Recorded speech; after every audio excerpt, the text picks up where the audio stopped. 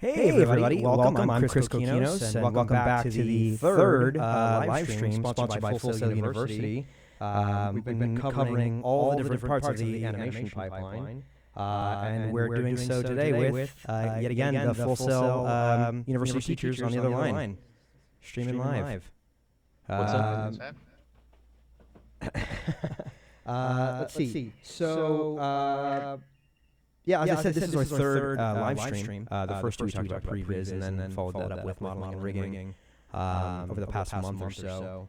It's been pretty neat. Actually, the very first one we did with Full Sail was covering previs, and that was with two of our guests today.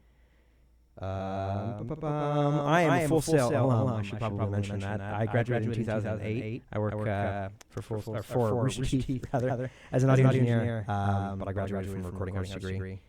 Let's see. I should probably run down the line here because I'm going to keep talking all day. Why don't you tell everybody who you are and what you do here?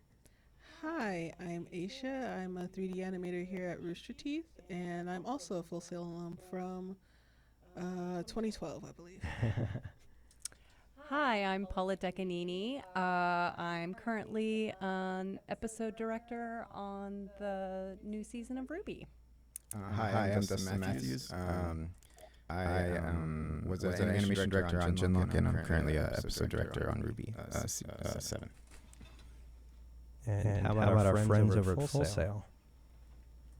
Hi, I'm AJ Viviani. I'm an instructor here at the school for 3D animation 1A and 2. I'm Sean Slinger. I'm also instructor here at Full Sail. I teach Portfolio 5 with AJ on the online 3D. That's awesome. It's good to see you guys again. I know we were there for Hall of Fame week. We did the previs talk. How you doing? Same, my friend. I feel like I should have had grown a mustache or something to show the time has passed. The time, yeah. We'll do a time lapse of this whole thing. So I guess speaking of, I guess we should do a quick recap of all the things that we've done in the last couple of months. We went back down to Full Sail a couple months ago for time flies for Hall of Fame Week 10, which was huge and awesome and amazing. There's a recap video you can watch on, I believe, on our website as well as on YouTube. We showed at RTX this past weekend the special RTAA we're doing for Full Sail that covers all the parts of the animation pipeline, very kind of in tandem with what we're doing here with the live streams. That's coming out soon, so keep an eye out for that. Full Sail was actually at RTX, which is really neat. Got a chance to speak at their booth and be a part of kind of their hands-on animation processes. It was really cool. They got to show off a lot of the cool things that Full Sail does at RTX. And then, of course, we have one more live stream to kind of wrap up the pipeline. We're going to talk about some parts of the post-production part of the process. So it's really exciting. We've got a lot to cover. We're going to be talking about animation in full today with all of our fine guests. So, Aisha, it's kind of funny. I have to second guess myself when I think about when I graduated from Full Sail. Feels like it was yesterday, but also a million years ago. Yeah, it does feel like a million years ago, but it wasn't really that long ago, and I missed my time at Full Sail. It was really fun. Yeah, you went for the 3D animation course, is that right? Yeah, I did. Yeah, and you, I think you graduated with your computer science degree, you said? Yes, I did. That's pretty cool. I wish I had a science degree. Actually, I do, I guess. Recording sciences. Look at that. I'm a smart person, too. Fancy. Fancy. What was your favorite class when you were there? Surprisingly, it was rigging that was my favorite class. Rigging? Yes. That's pretty cool. You should go watch the video we did last time on rigging and modeling. Also found on, I believe, our website and YouTube. Oh, yeah. So going back real quick to AJ and Sean, can you guys just tell us a little bit about yourselves and what you do at Full Sail? Sure. I guess I can start it off. My background actually I started in TV, 3D animating for a kids' TV show called 3D Adventure Club for a couple of years. Then basically worked for EA and Namco on a couple freelance projects, Splatterhouse for Xbox and PS2 at that time. That was a while ago. And this Nerf game for the Wii, Nerf N Strike Elite. Try it. Don't get into Nerf. I'll just leave that there. But yeah, that's basically, but within that, Sean and I obviously have worked on our own side projects and things. We've worked quite a bit together and just, freelance projects along the way, doing even industrial animation. So it's fun to be able to use animation not just in the character way, but also even in a technical sense. So my career has been kind of all over the place. I started out as a student at Cal Arts. I went to California Institute of the Arts starting in 1991, way back then. I went on to, I did the Turner internship, which was on Cats Don't Dance. If you guys have ever seen that movie, that was the first production I got to be a part of. And then from there, I went to the Max TV show for MTV, Liquid Television. Worked on that. Sam Keith, I was a big fan of his, and I loved, some of his comic books, so it was a really cool experience. Then from there, I got laid off and didn't work for a year, built up a portfolio, and I ended up getting a training position at Warner Brothers. And I worked my way up to animator on a movie called Quest for Camelot, and then from there, I worked on Iron Giant. And then from there, I went to Tokyo. I lived in Tokyo. I worked for Katsuhiro Otomo, the guy who did the movie Akira. So I was over there doing, I worked on Steam Boy just for a short bit. There's a long story behind that. But when I was over there, I had actually my cousin who was over there, and I was actually going to come back to the States. And he said, hey, why don't you learn 3D? So I went over to Polygon Pictures, a studio over there, and they said, okay, you got the job if you can learn to animate in Maya in 3 weeks. I was like, oh. So I did it, figured it out, and luckily with a lot of help from my fellow staffers there. And then I came back to the States and I worked on Stuart Little 2, and then I worked on Shrek 2, and then I ended up coming to Florida to work on Curious George. A bunch of my friends from college actually, who were at Disney when they closed down in '03, they started a small company called Project Firefly, and they got a big chunk of Curious George. So I moved out here, and after that, when that finished, I was about to go back to LA, and my wife was like, I don't want to move back to California. One of my friends that I worked with, one of my friends, Bronco, who works here, he was like, hey, why don't you come to Full Sail? And I planned on working here 3 months maybe, and then jumping ship. And I kind of fell in love with teaching. I've been here for over a decade. Yeah. Incredible. Very cool. That's also quite an array of things that you guys have worked on. That's why I went for this.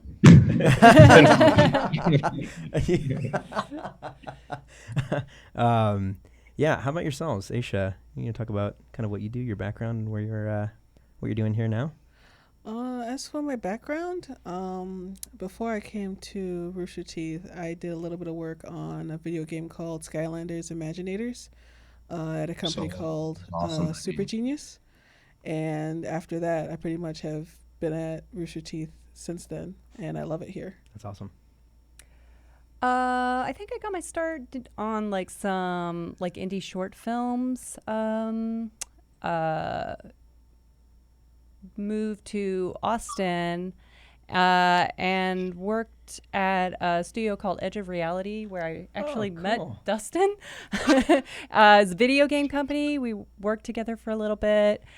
Moved out to California, did some commercial work out there, got hired at Rooster Teeth, so came back to Austin, and yeah, I've been here ever since. You were an animator when you started, and now you're...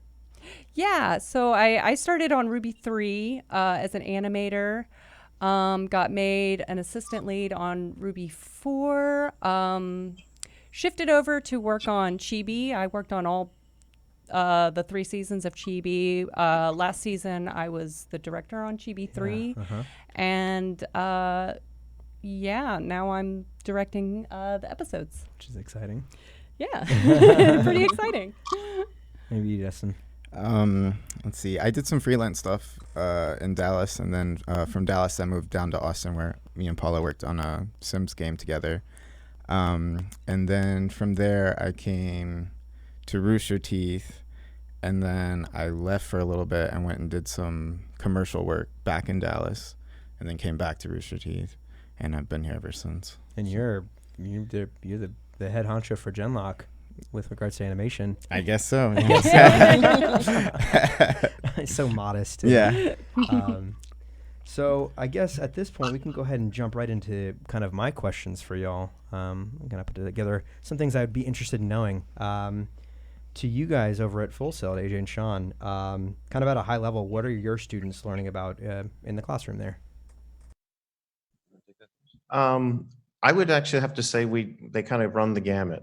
We start off very basic, with just the rudimentary tools of Maya, and then we get them all the way up to doing acting with dialogue. So we do everything. Yeah. With basically a concentration on like the human form. I know like there's some schools really concentrate maybe more on like creature animation and things like that. Or and maybe advanced students might get to that level. But for the most part, if you can really understand how to do a character with 2 legs, you can sort of extrapolate out to the quadruped and then, I don't know, centipede, let's say. And are there like, I mean, from that kind of an extension of that question is, are there any like prime areas of animation that y'all like to focus on when teaching there? Facial animations, lip sync, action, movement, etc. Definitely, yeah. I mean, we obviously start with the 12 principles of animation, which of course, run the gamut of acting with, a concentration on arcs, weight, timing, and spacing. When you're dealing with squash and stretch, things like that, of course. But taking that from a very fundamental level and extrapolating it out to much more complex issues when you get into acting and facial animation, all of those same things that you think about, like from a broad sense of like, oh, you would apply this to the body. Actually, a lot of that same stuff, squash and stretch and all of that, you apply to the face as well. So it is kind of interesting that like when you're teaching facial animation, we do teach that the face is almost a character within a character. So that's awesome. Wow. Yeah. I can't imagine how deep that rabbit hole goes. Oh boy. I have like eyebrows animating those now. Oh my. What programs are y'all using there? Like what are you teaching the students to use as far as your programs go? Mainly Maya, and we also work in Motion Builder with the mocap class. So those are the 2 animation programs that we use. And Motion Builder. Cool. Yeah, actually I think y'all use Maya here, is that right? Mm-hmm. Yes. And that was kind of something we shifted onto after a while. Yeah. We for the first few seasons of Ruby, we were in Poser, and then we swapped. And kind of shifted over around season 4, is that right? Mm-hmm. Yeah, that was our first one. Kind of a big departure. Season 4 looked quite a bit different from 3. Mm-hmm. Yeah. So I guess I'm curious, when you start animating something as intense as a fight, because we're talking about Ruby, right? Where would you say you start? I know it's kind of a big jump from our last question, but I'm always curious about the fight scenes in Ruby and where you start from there. For me, I think in earlier seasons we didn't necessarily have storyboards, so it would be more about getting like a layout kind of pass, like a quick pass of just like timing, blocking of like kind of what's gonna happen, what needs to be where, when, kind of thing. Almost like just like a previs pass, or like even just doing thumbnails of like cool poses that I want. I'll spend a lot of time looking at reference, just for like if it's it's an action scene with a certain kind of like feel or whatever, then I'll look at similar stuff like that just to start to like get my head wrapped around what I want it to be. Just a lot of like planning going into it, I would say. A lot of planning. Yeah. A lot of reference. Yeah. Now also I should mention that we do have like storyboard artists too. So like now a lot of the thumbnails that I would do, I get better versions of that as boards. Some of those really cool poses are already kind of there for me. But yeah, I would say just like what we try to do when we do ours is like get kind of just a rough pass of everything first. So like we kind of can get the timing, Sure. Not really like polishing shot by shot, but kind of getting like a feel for it first. Kind of the fluidity of the whole thing. Yeah, exactly. Kind of make every fight kind of move from piece totally. to piece. And you guys like collaborate a lot with like the camera team too, right? To make sure that the cameras are showing off the action to the best advantage. Yeah, totally. Yeah. That's super cool. And I know it's kind of a bit of a departure. At least I would assume this is kind of a trick question here, but from facial animation as well. Is that as intense, or is it just a whole different beast? Yes and no. I mean, I think how do I answer this? Okay. I'm sorry, I threw them a curveball. It's more subtlety. It's about saying something without actually saying it, I guess is a good way to put like facial, like how you would approach facial animation is there's what the character is saying, which you're animating, but it's also what are they thinking, and what they're saying and what they're thinking might be two different things. Sure, it's kind of giving the expressions to their face, or Yeah. even like with Blake and her ears and the things that are happening there. Right. Right. Yeah, fair enough. Sorry for the curveball. I was really, No, I was curious. I was like, you know what? Actually, I am curious about this. So let's see. Oh my, I lost my question because I totally jumped ahead of myself here. I got excited. So what about you guys over at Full Sail? Like, what can you talk about the general processes and like your pipeline, your workflows there for animation? Well, I mean, most of the classes that we are teaching students from all the way from the very beginning to the end, we do have a process of previs, getting people on pre-pro and understanding, okay, if you're going to start with a concept, you have to have an idea first. You can't just start creating and just going like, okay, I'll just kind of work my way through this. You know, if you're going to be at a studio, obviously you will, generally speaking, have some kind of storyboards to go off of or something like that, or at least the basic idea. So we always do try to say, you know, please be, you know, using reference, whether that be shooting your own reference or you know, finding something that's relevant maybe on YouTube that may be certain physicality that you can integrate into your animation. Obviously, for certain maybe creature characters or something, it's tough to find specific reference like a dragon or something. It might be difficult to be like, well, I don't know how to animate a eight-legged dragon or something. It's like, okay, I guess I would look to a spider for reference and a bat. You know, you can kind of look to those things that might be two very, very different things, but you can put them together and go, well, I think if I put those things together, I can find something pretty interesting. So that's really your job as an animator. I hope that answers. Yeah, pulling from nature. Yeah. Yeah, that is so cool. That's actually what we do a lot for sound. Not to talk too much about sound, but when I think of something like an eight-legged dragon, I'm thinking like, what are the elements here that are like, what can I ground it to in the real world, and then, you know, create this thing that doesn't exist. I didn't know that, y'all. Actually, that's really, really cool. So I guess, speaking of learning things and things that I wish I knew early on, what's one thing that y'all know now, like one tip that you could offer to someone like yourself when you first started animating, something invaluable? Just for yourself, definitely learn as much as you can, not just in your concentration, but just all around, because it'll help you when you're building your own personal portfolio, because you're going to want to do personal projects alongside anything professional that you've done. And in order to do that, you need to be able to fully understand each section of the pipeline. So That's fantastic.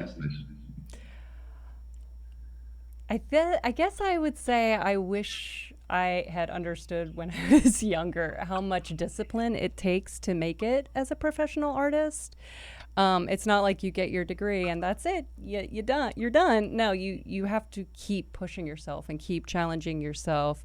You can't wait for the motivation to start creating something. You have to go to work every day and make it part of your routine. That's a part of, you know, integrated into who you are, that you pursue this and keep working at it even when you don't feel like it.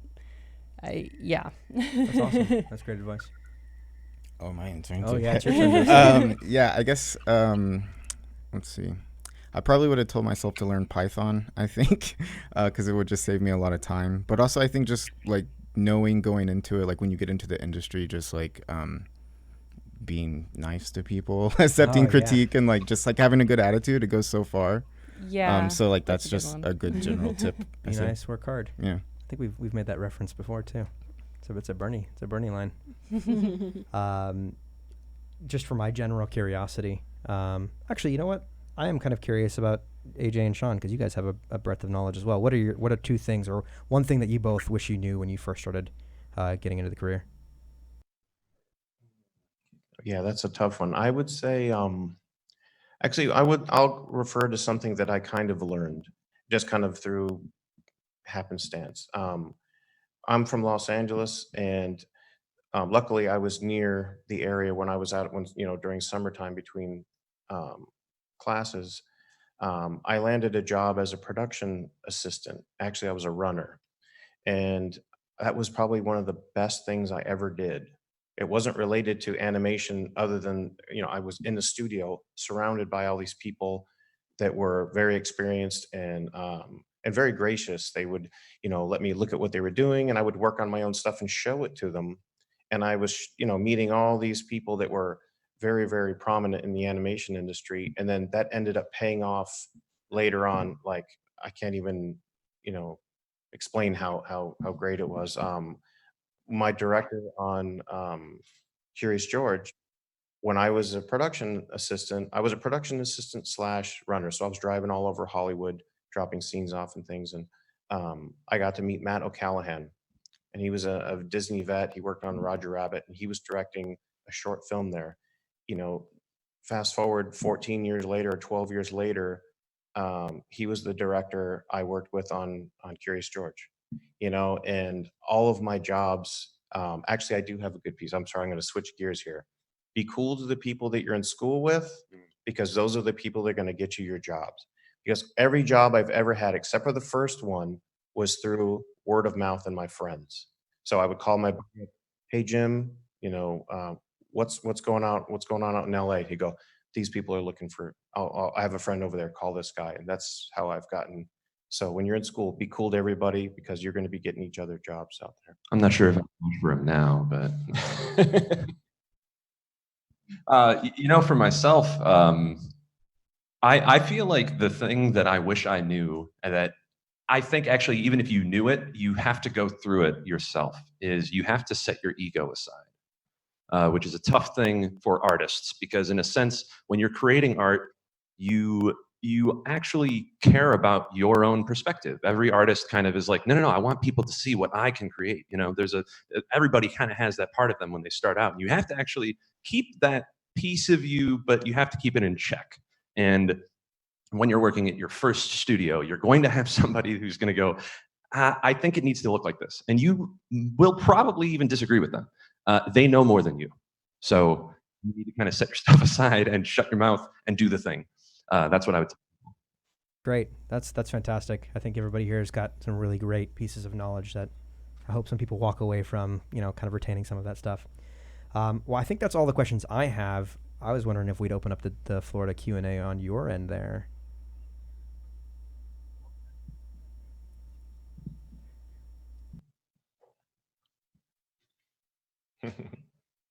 And go. What's up? Hello. So if I want to be an animator, what advice would you give a novice as a sort of animation regimen? Good question. Regimen. Yeah, like your day-to-day, what is the thing you think about when you're about to start on a shot? This is the regiment that you're going to instill in every single thing you work on.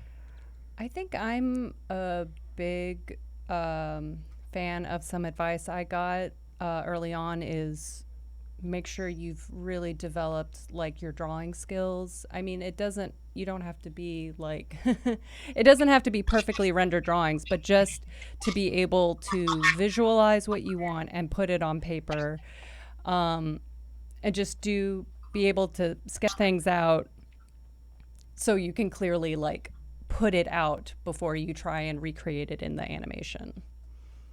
Yeah, and I would say as well as developing your drawing skills and stuff, just spending time animating every day, like practice makes perfect kind of thing. Like eventually you're just going to get better by doing that. So just, doing any kind of exercise like every day, even whether it's drawing or just animating. Yeah, that's awesome.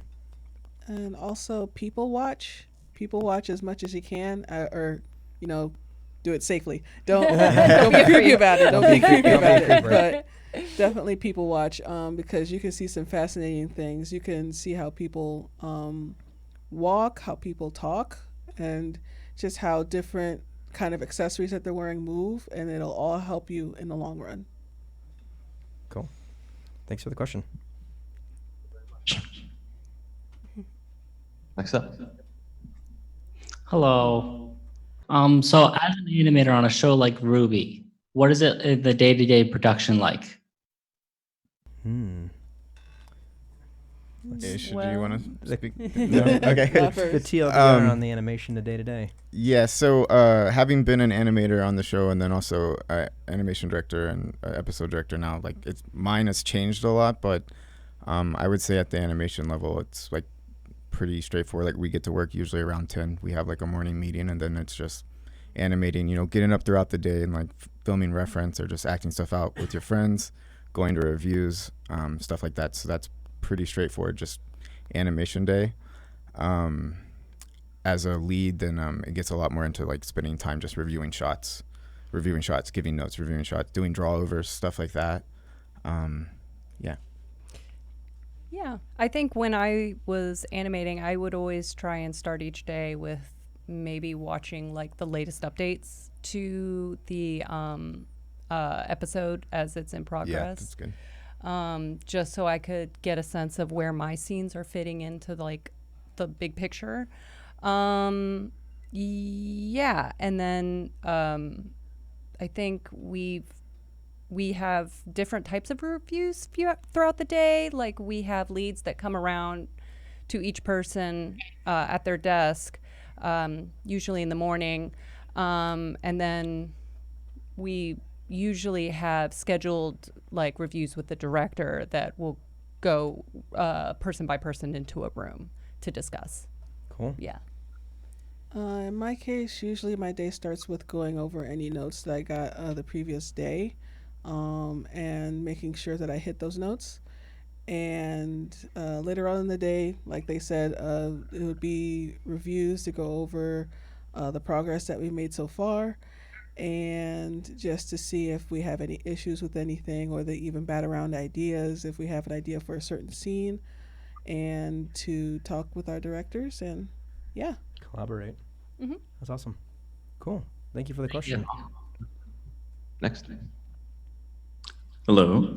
My question is, if I was looking to be hired in the industry as a 3D animator, what are things for like a demo reel that I should be looking to imply in? Like do's and don'ts, any tips, anything like that? For Dustin? It kind of depends on what exactly you want to go into, but if you're talking about animation specific, something that we're looking for is well, because we do so many action scenes, we like to see a reel that has like, it can have that, but we also want to see performance. So having like examples of both kind of things is always a plus. It's not uncommon for us to send people a test for one or the other if they didn't necessarily have both. So just having both on your reel out of the gate is a big plus. I would say if you're applying for an animation job, have an animation reel. When I'm looking at reels for people, I don't necessarily want to see animation and then some rig you made and then like some model thing and then like another animation or something like that. Like have it focused. If you're applying for an animation job, the people hiring you want to see your animation. At least that's how we go about it. Yeah. To add on to that, I would say you could probably keep it pretty brief, like a minute and a half. I wouldn't say go over that. We just put your best work in there and keep it concise. Also be careful, don't put anything kind of iffy or vulgar in there. Just pretend like maybe keep it PG. Let's put it that way. Know your audience for sure. Like Paula said, definitely put your best foot forward when you're making your demo reel. Also, try not to put unfinished work in a demo reel. You want to be able to show your very best work, and you can't do that if it's only half finished. And oops. You're only as good as your weakest piece kind of thing. Yeah. So like the second whoever's looking at it sees something that's really off or wrong or unfinished, they're probably just going to go to the next reel. True. Yeah, cool. Exactly. Thank you. Sweet. Yeah, thank you. I was going to say, I have a quick question for you guys. What do you guys think when you see a demo reel with a leader on it that says like animation and you have some character dancing around and says Joe Schmo's animation reel? Would you prefer not to have that and just cut right to the action? I don't mind it. Yeah, I don't necessarily mind it. I mean, I think that the thing I see more often, which is fine, is just like a title card with like name, animator, whatever year the reel was from. and then just Good. like fading into the animation out of Quick. the gate. But if there's some like clever kind of animation thing that someone sets at the beginning, it sets their reel apart from someone else's, I'm not against it. Yeah, I would say don't lean into it too Yeah, much. yeah, Don't yeah. like indulge too much in this one little cute gimmick Yeah. and then neglect the rest of the reel. I think if you want to throw something that shows a little bit of like your sense of humor or your character briefly and then get into the demo reel, I guess if it's well done and it's part of your best work, Yeah. then put it on there. But if it's not, keep it off. Cool. Thank you. Yeah. Awesome. I think we got time for question. Oh, one It's more. up to you. All right. How do you handle a scene with 5 or 6 characters? Like, how do you start to act? We have lots of that. We have a lot of that in Ruby. Yeah, I would say slow and steady. One character at a time. Yeah, you don't want to rush anything, because when you rush, you end up maybe paying too much attention to one character, but not enough attention to the other character. And then when you play it back, you see all this emotion with the character that's not supposed to be the main focus, but the character that is the main focus barely has, any emotion on them at all. So definitely you want to pace yourself, but make sure you pay attention to how you're managing your own time, because you don't want to end up, missing a deadline or anything like that. Yeah, I think you should also do a little bit of pre-planning to know where you want the audience's eyes to go on the screen. Like if the one character is talking and one character is reacting and then another character says something, plan out how you're going to have one character's eye move over here at the right time and move over to there at the right time. And not just throw a lot of like clutter on the screen and it's too busy and the audience is just kind of looking everywhere. Everything's intentional. What Yeah. you're doing. That's awesome. Cool. Well, yeah, thank you so much for that question. Yeah, of course. Thank you. I think, that about does it for us as far as the stream goes. AJ, Sean, thank you so much. Full Sail University, thank you so much for sponsoring Thanks, this. guys. It's been great. Stay tuned. We have another one of these coming up. We're going to be covering the last part of the pipeline, which is post-production, on the 25th of July. Also, keep an eye out for the RTAA starring Gus. It's really funny. If you haven't seen any of the RTAs before, you should check them out. But yeah, this is going to be exciting. It comes out on the 22nd of this month. And if you want to get any more information on learning about animation and the hands-on approach that Full Sail takes, you can check it out at fullsail.edu/roosterteeth. I didn't mess it up this time. There we go. Thank you all so much, all right? Thanks, guys. Yeah. Okay.